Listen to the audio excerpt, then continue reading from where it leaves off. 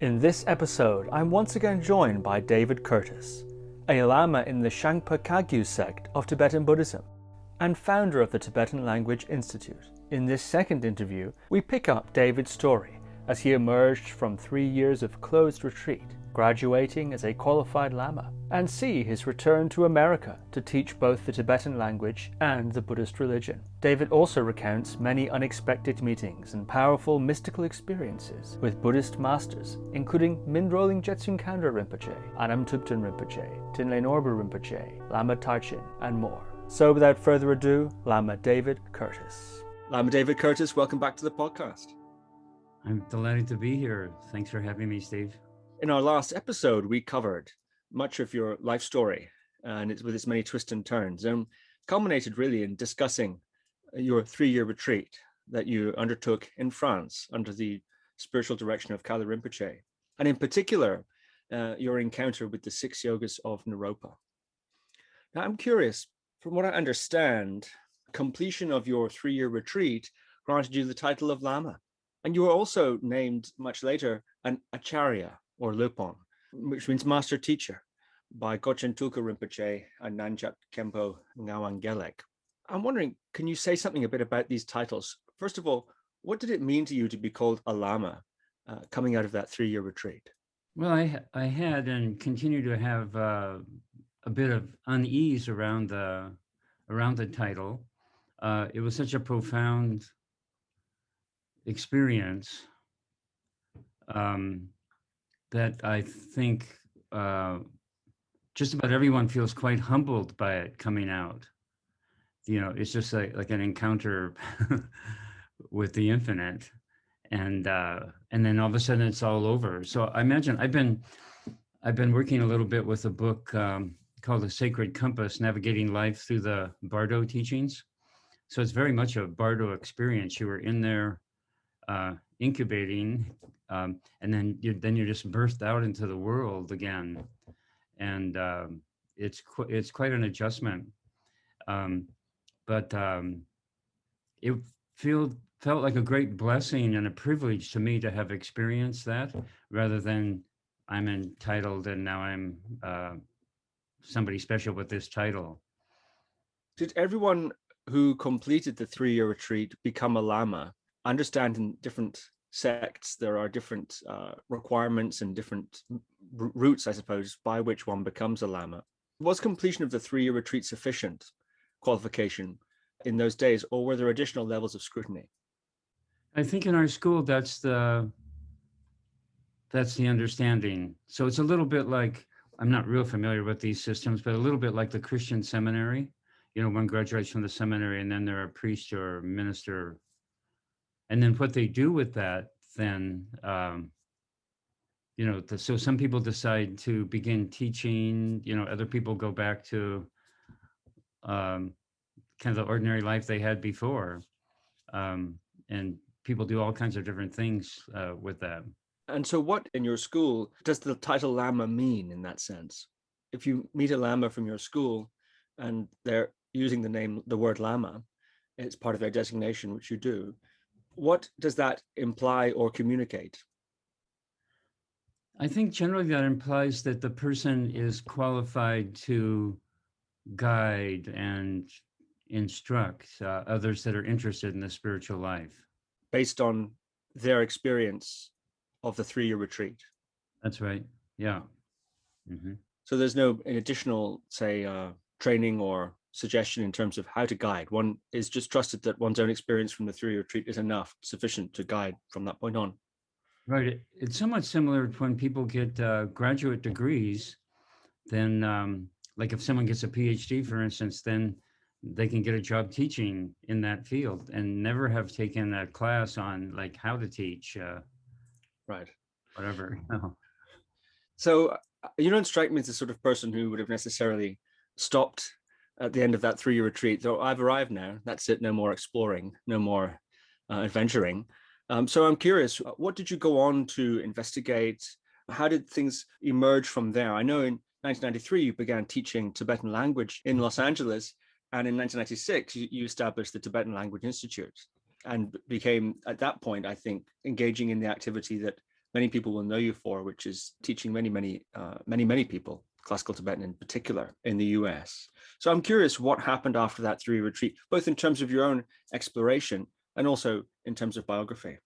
So I became acquainted with Deanna. So we hadn't seen each other in 3 years and 3 months. And so that was one thing that happened that was significant. And then we decided just to stay right at the Dharma Center there in Burgundy and see if we could lend a hand in any way whatsoever. And so we did that. And then a couple of serendipitous things happened. One very significant thing in my life was that a Tibetan doctor, a Bhutanese doctor, who had trained, I think it was 18 years in Tibet, came and he was going to teach a 1-month intensive in Tibetan medicine at the center. And they had built a new building that was the educational facility. So they had the rather grand and beautiful temple that was built before we went into retreat. And then this other building was completed and they were starting classes of different types there. So expanding what they offered at the center. And the doctor gave an evening kind of intro public lecture about Tibetan medicine. And I went to that as I went to all the events that happened. And I think I helped lead the daily rituals a little bit in the morning from time to time, and then partook in the ritual life there throughout the day. Since we were from Montana, it was a little more difficult for us just to pop over and go home like our friends that lived in France. So we just stayed right there. But this talk that the doctor gave was astounding. And I was just very, very moved by it. And we had done regularly, not every day, but regularly, the Medicine Buddha ritual. And so I knew a little bit how to do that and felt some connection there. But this talk that he gave was really astounding. And one of the things that I was so moved by was the harmony between the teachings of the tantric practices like the 6 yogas that we were doing and what he was explaining about Tibetan medicine. I was just powerfully moved by that and really, really impressed. And so I went to the abbot and said, I'd like to take that month-long medical course. And then he laughed at me and said, well, that's for doctors and medical people, like Western medical people, to introduce them to this alternate system. And why are you interested in it? And besides, we just gave you the 3-year, 3-month retreat, and now you want more, you should be out like helping people. And so I explained to him a little bit about how moved I was and why I was interested. And then he said, okay. And so I took that month-long intensive, and I wound up becoming something like the TA, the teaching assistant for the doctor. And he discovered after a couple of days, because he would begin each day's study and teaching with doing the Medicine Buddha ritual. And then he noticed right away that I was doing it right with him, and everyone else was just kind of audience and amazed, by the bell and everything. And so he kind of turned that part over to me. And I think he got to sleep a bit longer in the morning then. But then I became so interested that I started developing a trilingual glossary of Tibetan medicine, French and English and Tibetan. And with the help of my friends, Deanna and another friend of mine who knew French better than I did. And I guess you could say I just got quite into it and really moved by it.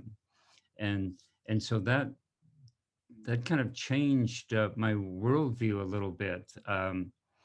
And so then the other thing, after some time there, I seem to remember that it was April, and we got out of the retreat in January, and there's a big formal ceremony. Oh, and then a really beautiful teacher had come each year while we were in retreat. He was a great Dzogchen master by the name of Nyoshul Kempo, Jamyang Dorje. And he gave us some empowerments and teachings that were just beautiful and inspiring. Every time he came, it was an amazing experience. He had come through the inauguration of the temple that had been a 9-year project at the center. And I was assigned to be his driver. So I got to know him a little bit. And his wife spoke very good English, and I didn't speak any Tibetan, well, just a tiny bit of Tibetan. But so I was very moved by him. And so the option was offered to us when we completed the 3-year retreat for those of you who want. So he worked this out with the abbot and the center. And he said, for those of you who want, after you finish the 3-year retreat, we'll have the going out ceremony and the greeting of the family and friends and all of that. And then those of you who want can go back in to retreat and stay right in your homes and do a month-long other retreat. And some people were like out of there, you know. and Deanna and I both decided we wanted to do that. So it was a Dorje Sempa practice, a Mingling Dorje Sempa, I believe is what we did. And so that was remarkable. So that was a little bit I'd forgotten about, of like in this manner of answering your question about continuing to study and inquire. And then a third thing happened in that first, I think we stayed at the center 9 months before we came back to America after the retreat. And another thing that happened was one of Deanna's friends, and she'd been in France back and forth, wound up, you know, by the time we left, she had lived in France for 8 years before the Dharma and then after, of course. But her friend had a house in an apartment in Nice, and she said she was going to be away for a while, and would we like to come and stay in her apartment for a few weeks in Nice? And so we thought, oh, this is great, you know, like have our little couple vacation in Nice in the spring, you know, in the south of France. How nice. And so we were thinking very much of that, like a holiday, like, you know, little vacation for us. And we were picked up at the station by a friend of the friend who had the apartment. And almost the first thing she said to us was, there's a great Rinpoche coming to town tomorrow. So I'm going to come and pick you up at 8 a.m. and take you to this teaching. And we were like, not enthused at that idea, really, you know. So the holiday, the very first morning at 8 a.m., you know, we're not going to be on holiday in Nice. And so the woman came and picked us up, and she had I remember it was a BMW hot car, and she could really, really drive it. And we drove up into the mountains from Nice, up the, you know, there's a very windy, twisty road going up into the mountains from Nice. And then as you go up in the springtime, it's like Montana, you know, so it's kind of springtime down at the bottom at the coast. And then as you go up, it became more and more winter again. And we just lived pretty much 4 winters with no heat at all. I think it was maybe 3.5 winters. And so we were welcoming the idea of being in the south of France in the sun. And then here we were going with this woman that we didn't know, who was like very determined about this, and like driving like a professional race car driver up that corniche, you know, twisting. And I'm a person that, with that one exception, I've never been car sick, plane sick, boat sick. You know, I guess I have a pretty good stomach, and I just don't get sick like that. But I was getting sicker as we went up the road. For one thing, when you sit for a long time in retreat, and the longest journey you make is walking 21 steps, there's something that happens with the body, you know, everything gets like settled down. And then to do that, it was just really intense and unpleasant. And then we're getting colder and it's going higher. And then we're going to some Rinpoche, and I don't know who they are or, you know, anything about them. And I was told it was Khandro Rinpoche, and that she was going to be giving a Vajrayogini retreat and empowerment and teaching up there. And we just had, like, I don't know, but, you know, many dozens of empowerments, in the time that we've been there. And so I had quite a negative attitude about this. And then when we got there, we parked in a field and we had sandals on, and I think we did. I think it's, but not much in the way of winter clothing. And so then we're walking in the snow. So I'm sick, I'm annoyed, where it's back in winter, and I love winter normally, but anyway, I was just completely annoyed. And then I was sick at my stomach. And then when we got to the tent, the woman said, so this was then the teaching is taking place in a tent up in the mountains. And so the woman that drove us, a lovely person, said, I'll park the car, you guys just go in. And we had our robes on, and when we got to the admissions, the woman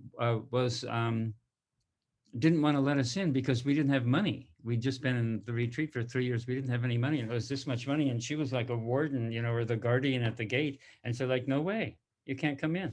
And so I said, great. We like got up early, driven all the way up here, gotten sick, it's cold, and now this annoying person won't let us in.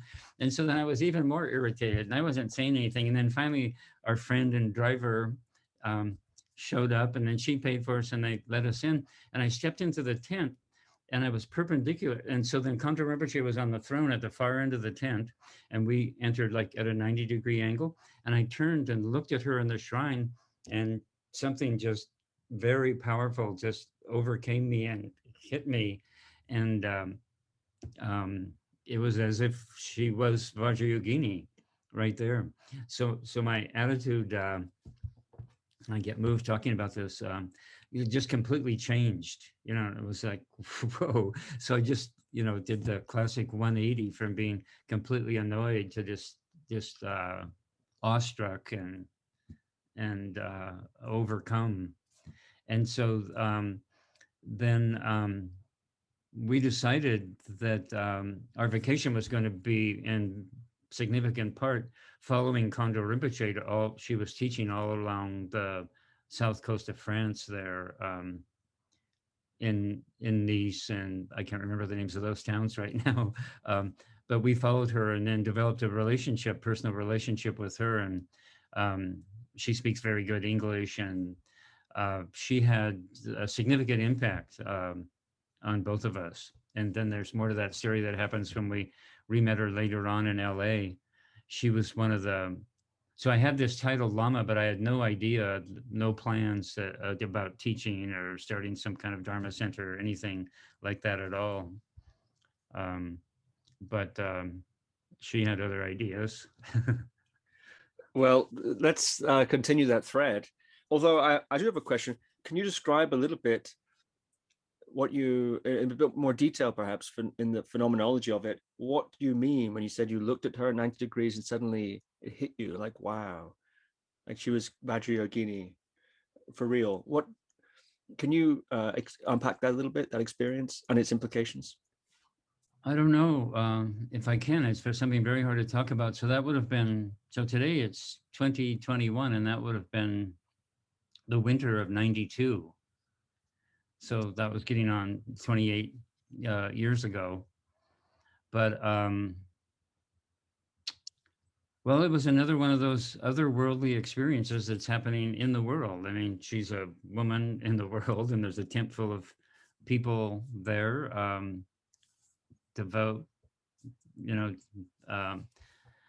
devout people listening to her talk. And I don't know how to explain it. It's all of a sudden, there was a book one time about Swedenborg, the mystic, and it was called The Presence of Other Worlds.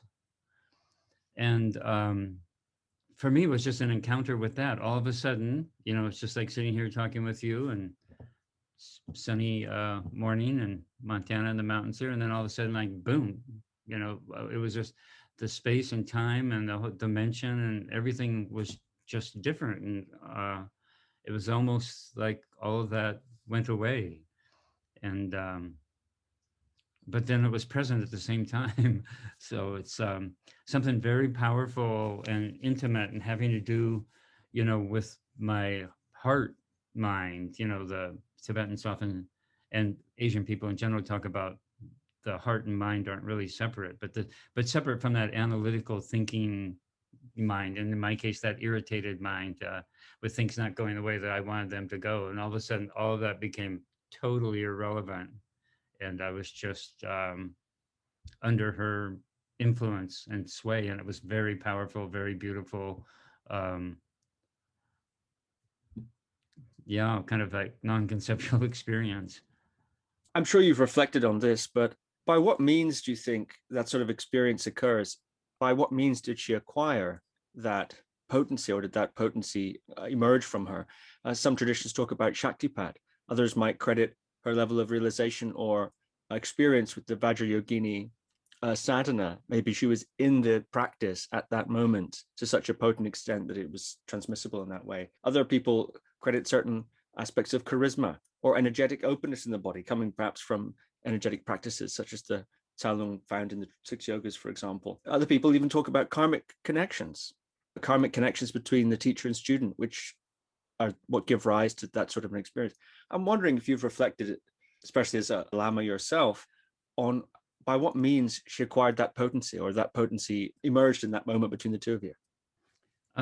It seems like a lot of that's what you just said is relevant. Well,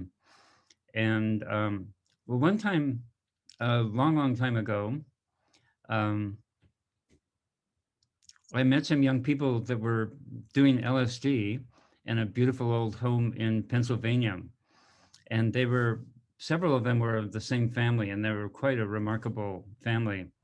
And I remember at breakfast or in the early morning, the next day, talking with one of the young men, and we were talking about a remarkable tree that was just outside the house. And he was going on and on about the tree and his love of the tree and whatnot. And I said to him, what kind of tree is it? And he said, I don't know, I just love it. And so I think that I hadn't thought about that in a really long time, but his experience with that tree was a little bit like my experience. Like, I've wondered about it and thought about it from time to time, but I've had other experiences like that, and I don't quite know how to explain them. But it's something that's like completely real and impactful and important to me, and I'm inspired. I was inspired by that experience.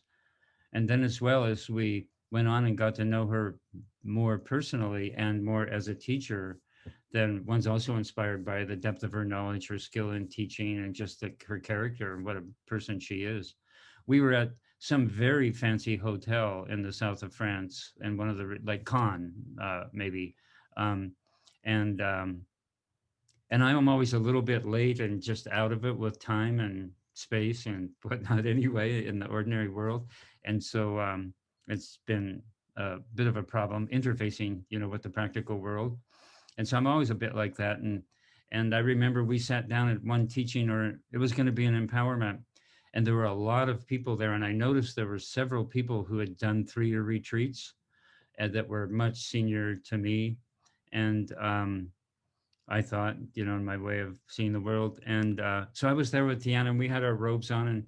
And I remember, my robes are kind of like messed up, and I'm getting ready to take notes, and I'm looking for my pen and my notebook. And she's beginning to speak from the throne. Well, Khandro Rinpoche is, well, I'm doing my usual out of it thing. And Tiana's always there early, ready to go and focused. And then I'm beside her, just wondering where the pen is and getting my cushion right and all of that. And I hear in the background, like subconsciously almost, I heard the word David, and I just ignored it because it's a common name. It's not the people in France named David, and she certainly couldn't be talking to me. And what she said was, it came back to me. I woke up, as it were, and got present.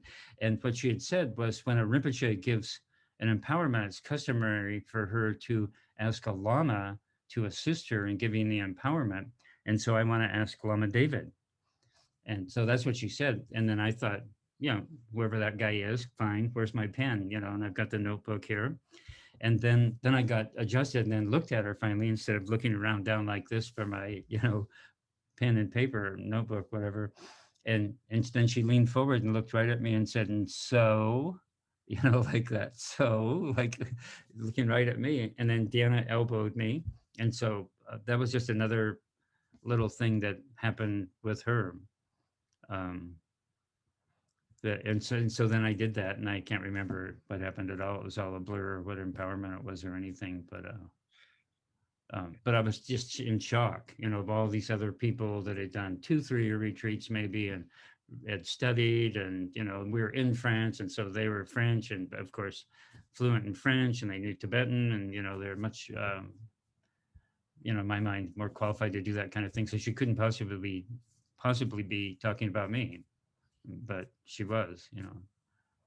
And then later on, she was one of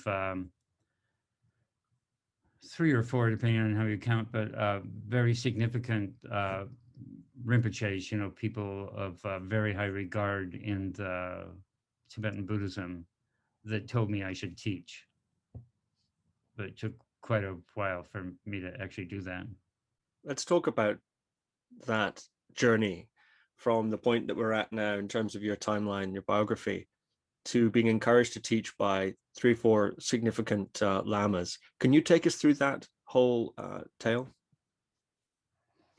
Well, at a certain point, we decided that it was time to come home, at least for a while.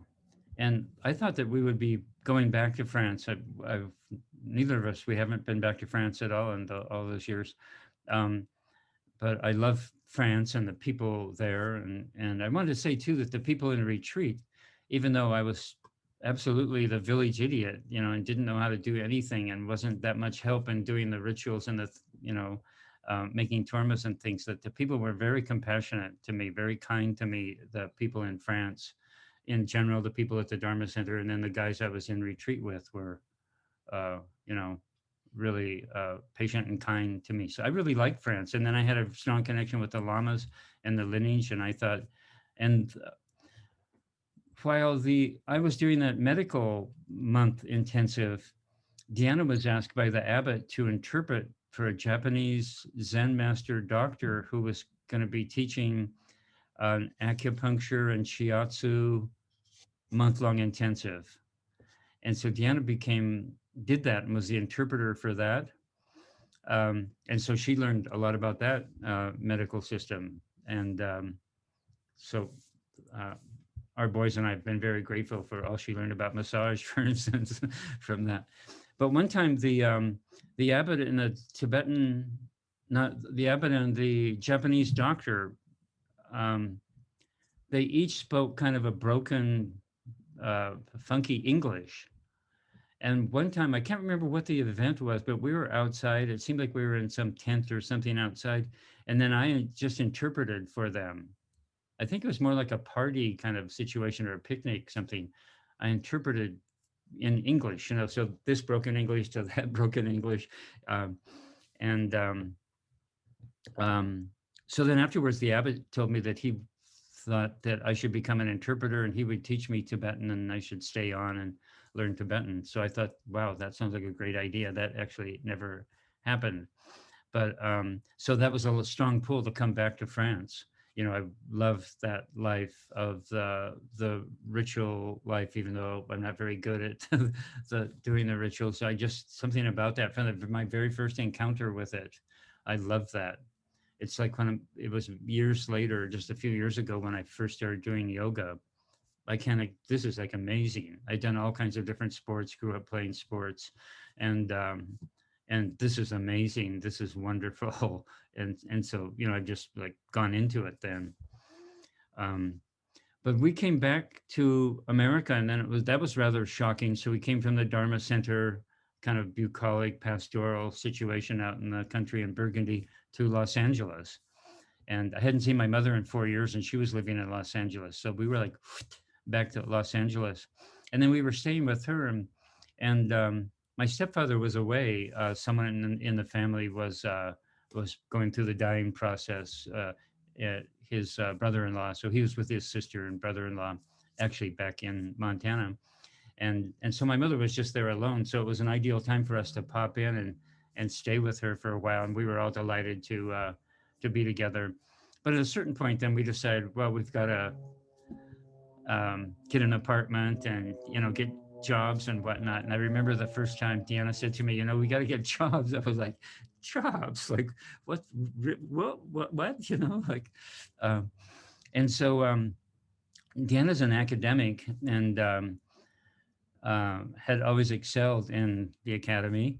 And so I visited UCLA and USC several times. I like to go to university libraries, and I've been to different events there, and I knew where they were and then she met a French woman who was a Buddhist who was in graduate school at USC. And so Deanna interviewed with both places and decided to go to USC. So in no time flat, they wanted somebody to teach, the first year French. And so she was like in grad school, like immediately and working. I don't know, I think maybe within a week or 10 days of first meeting them, then she was in that program. So then she had a job and we got a little apartment. And so then it was on me, like, what am I going to do? So I had a background in Greek and Latin, but that was all like 10 years before. So I didn't quite know what to do. And so then I just decided to follow up on the original idea that came to me in dream and meditation and retreat, that I should teach Tibetan.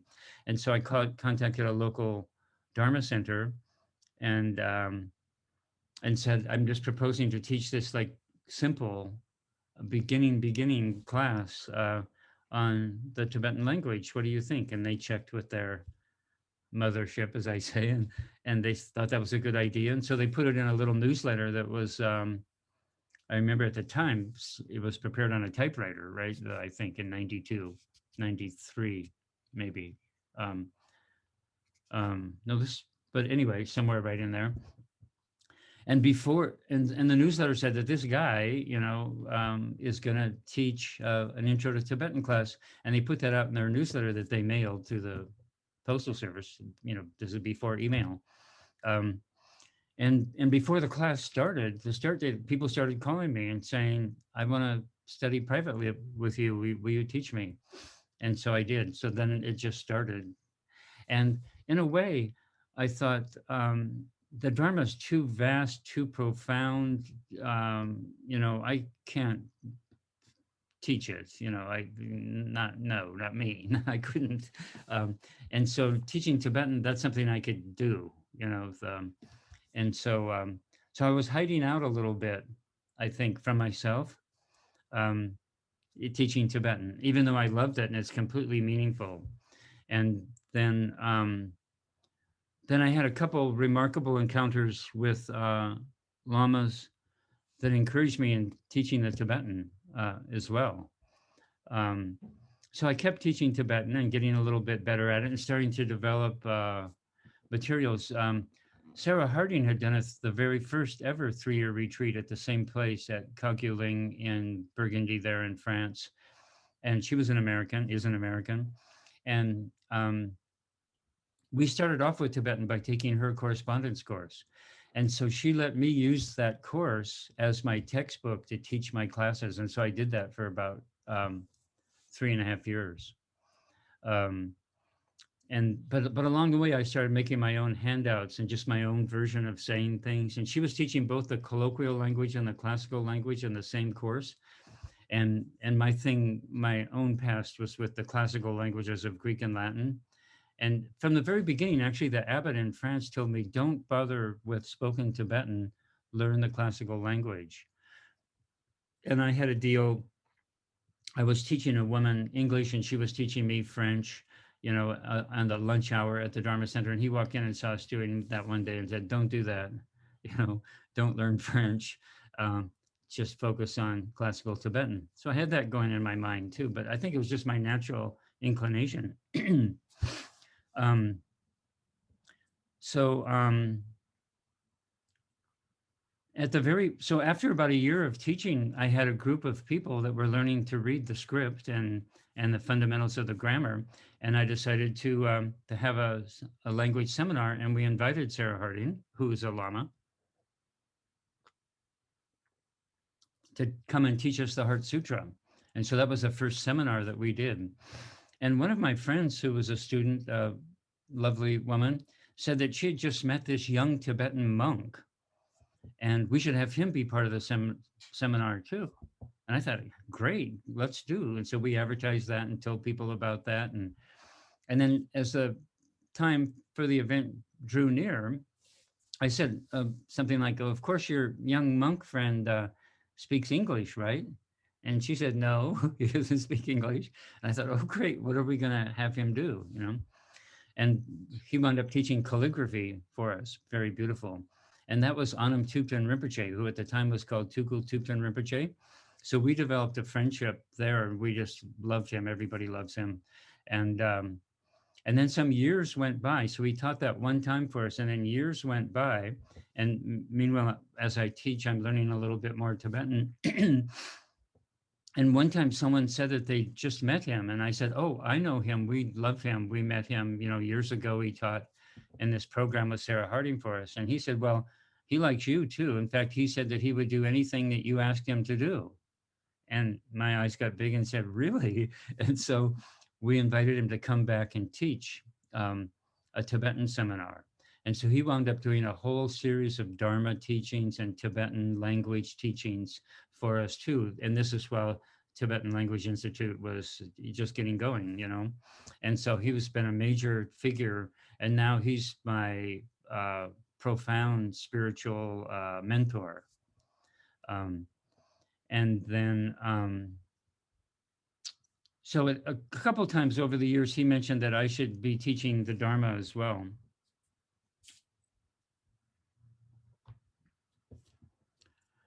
And I said something like, yeah, maybe, you know, like that. And then I met another, so one of the great things that happened in LA is all these amazing teachers. If you want to study the spiritual traditions of the world, all you have to do is stay in LA. You know, you can meet Native American teachers, you know, ayahuasca masters, every type of yoga, every type of Hinduism, Buddhism, Taoism, Sufism, you know, it's all there. And one time, one of my students, my students always told me what was happening and turned me on to great things. And one of them said, this, you know, this Rinpoche is coming that lots of people love. He's really amazing. You should go check it out. And so I said, okay. And we were taught that we should wear all of our Dharma garb when we go to teachings. And that was just the habit that we had in France. And it was a little bit odd in LA. And I just had the Zen when I showed up at this teaching, and I was registering, and then I put the Zen on, right, getting ready to go in. And the woman said something like, for some reason, she said, are you a Lama? And I said, well, kind of, yeah. And she said, well, you don't have to pay, just go in. And I went in, and I was sitting in the back of the hall, and there were probably 100 people there. And I was quite near the back of the hall. And I was doing the regular thing, getting ready, getting set up. And Deanna was so involved in graduate school that she didn't come to a lot of these teachings in LA that I came to. She came to some, but not all. And I wasn't working that much, you know, teaching a couple people Tibetan. And then I would just study all day long and a little bit of practice. And I had a little closet that I practiced in, I remember. And so I was sitting at this teaching, the very first teaching, and it was Lama Tharchin Rinpoche. And it was at his center that the then Tukul Thubten Rinpoche, Anam Thubten Rinpoche, was living. And I forget the chronology a little bit, but anyway, I was just sitting there getting ready to anonymously take this teaching, and knew maybe one person in the entire hall. I'd never seen the Rinpoche before, didn't know anyone. And I was just there being, you know, like you would go to a film, you know, anonymously, ready. And then this young woman, you know, very young girl, like 18, 19, maybe 20-year-old girl, all of a sudden appeared at my side. And she said, Rinpoche would like you to sit with him on the stage. And I said, no, there must be some mistake. Thank you. Go away, you know. That's basically how I dealt with her. But I was polite with her, but said, no, there must be a mistake. No, thank you. You know, bye-bye. Nice to meet you, or whatever like that. Then it was, I don't know, getting ready to go. And then the next thing I knew, she was appearing at my site again. You know, I probably was reading a book or the program or something, and then she said, "No, he definitely wants you." And then I looked up and he was looking at me and pointed at me, and so I said, "Okay." And so then I went up and I just sat on the floor beside his throne, and then the interpreter was on the other side, and then he taught. And then he just had me do that every time he came to town. And he would come to LA. He would do a 10-day program twice a year. And so I was, you know, that was kind of weird. And I don't know if Anam Thubten had told him about me, but then how would he know that I was that guy? But anyway, that happened. And so That's Lama Tharchin Rinpoche. That yeah, happens. uh-huh. What do you And make of that? I don't know what to make of it still. I don't think I know who I am, maybe. And and so so then on another time, on another occasion, years later, um, people announced that Thinley Norbu Rinpoche was going to be in town. And they said it's kind of a secret teaching and we're not allowed to do any kind of promotion, you know, via media at all. It's just word of mouth. And he's going to be teaching this one evening, and it has to be a hotel at the airport because he's flying out somewhere. And so you should come. And I knew about his books and knew about who he was lineage wise. And I have some connection with the Dzogchen Rinpoche lineage, I think. Um, and so I went to the teaching that he gave, and it was an outstanding teaching on the nature of mind. And it was just beautiful. It was a Dzogchen teaching, and it was just seemed powerful and excellent. So I thought that I would pay my respects and offer him a kata and, you know, get in the long reception line after the teachings that always happened. And I just decided I wasn't his student. All these other people were, so it wouldn't be right for me to like go in front of any of them. So I just decided to wait for the end and be the last person in the line so everyone could have their time with him, because he's their teacher and they don't get to spend that much time with him probably. And so then I went up to the throne, and everybody was gone, I think, out in other rooms and whatnot. And I spoke with, he speaks English, and I spoke with him and told him that I'd done a 3-year retreat under Kalo Rinpoche, and that I was teaching people here in LA. I'd been teaching Tibetan for a few years. And then he just fixed me with a very powerful gaze, one of those encounters where again time kind of stops, and he pointed at my face, and we were only about 2 feet away because I was up at the throne. He was leaning forward, and I was leaning forward, and we're talking to each other. And he said, "You should teach the Dharma too. You should teach the Dharma too. It'd be good for you and good for other people." And so then I just kind of left there, kind of stunned by that. It was almost like had become instantly drunk, or you know, I was just stunned. And then Khandro Rinpoche came back to LA after we met her in France, and then in an interview she told me that, and it was before she established, she has a beautiful center in Virginia now and really established sangha, but this was before she had any of that, and it was her first trip to America, I believe, maybe her second. But so she was teaching in the Shambhala Center. She didn't have a center of her own anywhere. And so I have a lot of friends there. And so we were talking with her, and we like to talk with her just to get life advice, just general life advice, and just to be with her and talk with her. It doesn't matter what. I'm like that, you know, with Anam Thubten or any one of the great masters. I don't care what they're doing. I just want to be there. And Anam Thubten a few years ago told me, "You don't have to come to any of my retreats anymore. You know, you keep coming to the retreats, but you don't need to do that." And I, because you have your own work to do, you know, and I said, "But I want to." And he said, "Well, okay, you can come and we'll hang out," you know. So I come as often as I can. But Khandro Rinpoche told me that she wanted me to teach. And she said, you did the 3-year retreat and you're still okay. It was one of the many things she said to me that I remembered. And she said, we want people to see you. We need people to see you. And I want you to, now I'm on this tour of America and I want you to teach in all the places that I teach. And my secretary here will organize that trip for you.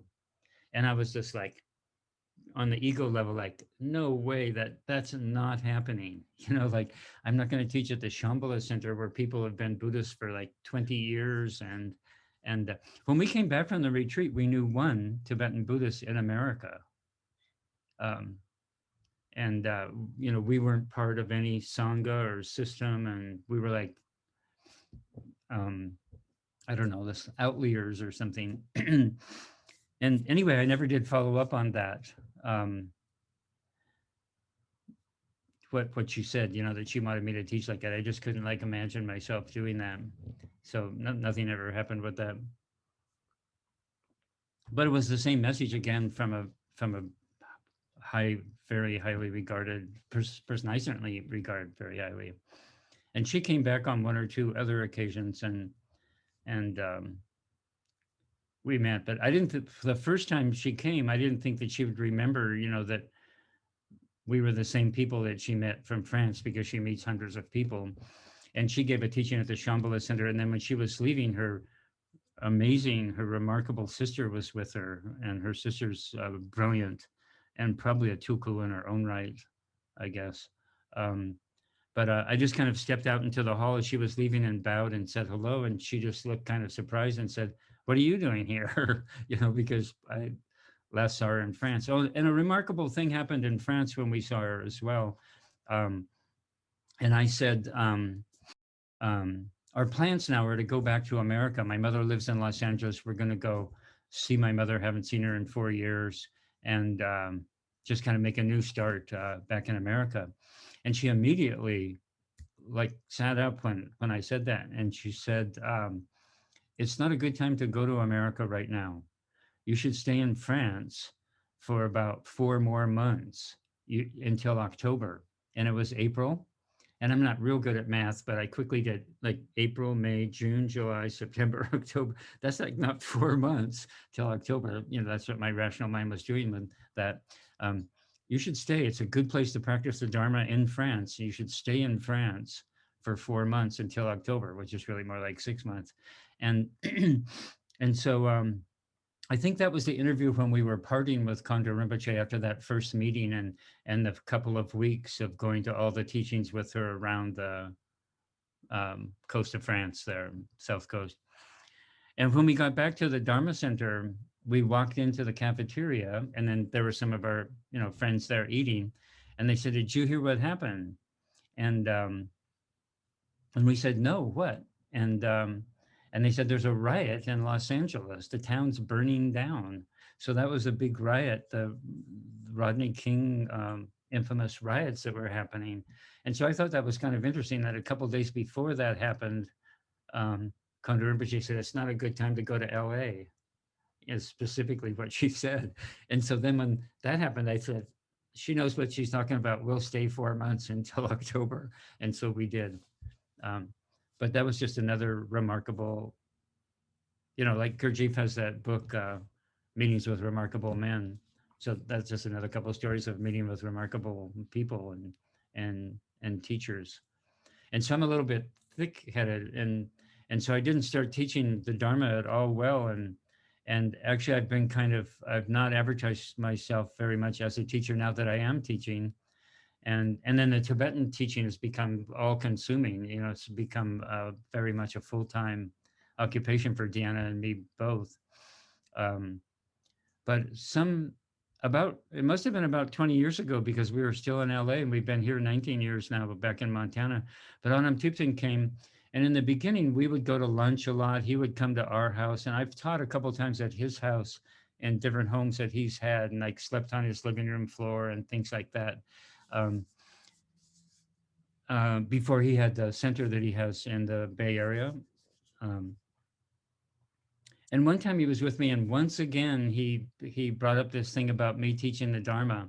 And I remember we were sitting in my little office in our apartment, and I said, well, I'm not just going to start teaching the Dharma and hang out my shingle, as Lama so and so or something. Um, you're going to have to uh, like write me a letter or something. And he said, okay, give me a pen, And so he was at it. So we had our backs to each other. I remember I was doing something on the computer, and then he just sat over at my table where I would teach classes. Of 4 people in the little office there. And so he wrote this out on a legal pad in Tibetan. And you always want to put anything that he writes because it's so beautiful. He's very much a scholar and a poet. And a lot of people that study with him don't know what a profound scholar he is. But he's published books in Tibet that have made waves in Tibet, and he's a very profound scholar, actually. And so he's a beautiful master of several arts like calligraphy and poetry and writing in general. And so he wrote this nice letter. And then he said, then come over here. He like ordered me to come over to the table, and now we're going to translate it. And so he translated the letter. But the one thing that he said that was like the tipping point for me then, and so I would always say, just like before I went into retreat, I told the Lama that I'm totally unqualified. Like, here are the list of prerequisites. And I am a zero, almost a zero. Maybe if you're real generous, I would score a 10% out of 100. So a complete failure, like there's nothing there. I have no qualifications to go whatsoever. And he just kept saying to each thing that I would mention, as I guess I mentioned in our last talk, that's okay, you'll do a good retreat. And so I was like, checkmated. And so Anam Thubten checkmated. So I said, well, I can't teach. I don't have a master's degree. I don't have a PhD. I'm not a native, I'm not a Tibetan, I'm not a Tuku or reincarnated anybody. I'm just like nobody. I can't teach. And he said to me, there aren't any rules about who can help. And so that's what checkmated me, as it were, because I love people and life, and I recognize the suffering that we all have, and I want to help. And is there something I can do, some little thing I can do to help people that are suffering? And so just telling them. So I see myself, I'm a teacher, but I connect people up with people like Anam Thubten or Gen Chuang Rinpoche, who wrote the book, Our Pristine Mind, which I think is one of perhaps the greatest Dharma book I've ever read. That's how it impacted me. And so I tell people about it and tell people about those other teachers. And then I would bring Anam Thubten. I brought him to Montana to teach retreats. So he taught Tibetan for us. And one time he taught, we read a series in Tibetan of pointing out instructions by the great Dzogchen masters, such as Longchenpa and Jigme Lingpa and Mipam Rinpoche, and the first Dodrup Chen, the third Dodrup Chen, people like that. We gathered the texts and under his guidance, and he would teach that and taught the Heart Sutra for us and things like that. So I like to see myself as somebody that's like everybody else. The people I meet here are American people mostly, but now with media it's extended a little broader. But from the very beginning, when Deanna and I, before we did the retreat, we were 1 year at the Dharma Center, and then we came home to prepare for doing the retreat, because when we left America, I thought we were just leaving for a month the first time. And so we still had affairs, loose ends to tie up, definitely. And we were supposed to do the preliminary practices and study Tibetan and then make the money necessary and all that. But some people found out about us that have this tiny little publication, and they wanted to interview us. And so they interviewed us. And I remember in the beginning, we just said that we're just like ordinary people, but we found something totally extraordinary, that we just love and think is amazing. And so that's why we agreed to do the interview, not because we're, special people, that are coming back with some great message or something, but it is a great message in the sense of what we found. And so all these years later, that would have been about 1986, 1987, maybe. But I still feel the same way, that I'm just quite an ordinary person. I'm just like everybody else, but I have found something amazing. So, I mean, even a small child, I say, could find gold, like kids out playing, they find amazing stuff all the time. So I feel like that. I'm like a little kid stumbling around and just like playing, but I found something amazing. And so then it's helped me so much. So it's been really healing and helpful for me. And we're going through this difficult time, like now with COVID, everything's intensified. But for me, it just intensifies the truth of the teachings of the spiritual tradition. And then the one that I know about is Buddhism, the teaching of the Buddha. And we just have to start with the fact the first noble truth is there is this thing suffering. And then my ego is like, oh, do we really have to talk about that?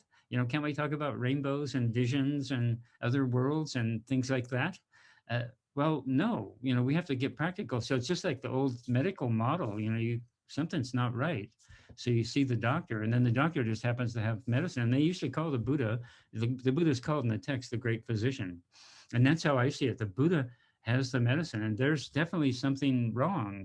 We have this saying in America, Houston, we have a problem, right, from that space flight where things went wrong. And we just definitely have a problem. And then here's some medicine that can really help, so this has helped me. So I'm not putting myself forward as some wise person that wants to, bestow, healing and wisdom on others and follow me, but more like the person that found something really great, like it's just like when you're with a friend, maybe shopping in a foreign country market or something, and you come upon something extraordinary, and maybe it's a food and you eat it and go like, whoa, this is amazing. You got to try this, like at one time when I was young, I'd never eaten an avocado, living in Montana. And when I grew up, it was before 747s, and we weren't getting, kiwis from New Zealand, in the market every day and whatnot as we are now.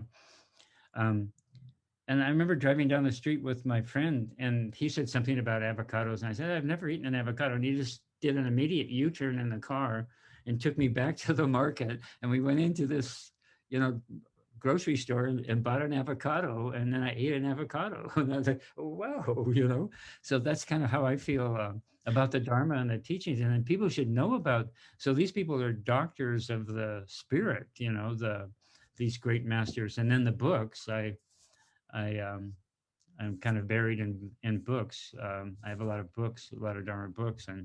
And one of my great masters, Bokar Rinpoche, who was the regent of Kalu Rinpoche, I had many, many empowerments from him, as Deanna did. And then one time after we were in LA and I was teaching for about 3 years, he sent out a letter saying he was going to give the whole cycle of empowerments, many dozen empowerments, at Kalu Rinpoche Center in India, in Sonada, near Darjeeling.